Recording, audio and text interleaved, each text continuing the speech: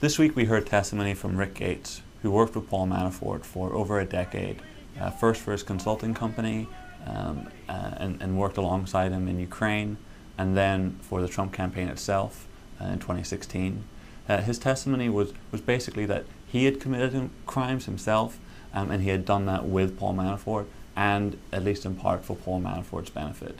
And one of the key parts of his testimony was that Paul Manafort himself directly committed the crime. So Rick Gates testified that Paul Manafort had edited financial statements for his consulting company in order to boost the income at a time when Paul Manafort was trying to get bank loans in the US in 2015 and 2016. So he directly tied Paul Manafort to falsified documents. He also testified that the accounts he also testified that accounts in Cyprus that were controlled by Paul Manafort. He testified that he had helped Paul Manafort hide those accounts from his US-based bookkeepers and accountants.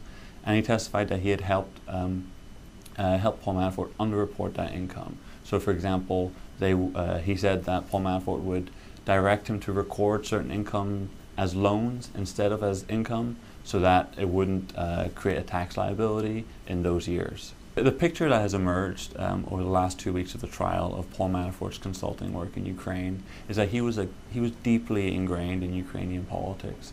We've heard testimony from several people, including US-based consultants who worked with him in Ukraine, and also from Rick Gates himself, about the work that he did for Viktor Yanukovych, the former president of Ukraine, and his now defunct Party of Regions. We even heard testimony that Paul Manafort and his consulting company were paid money to help Yanukovych govern.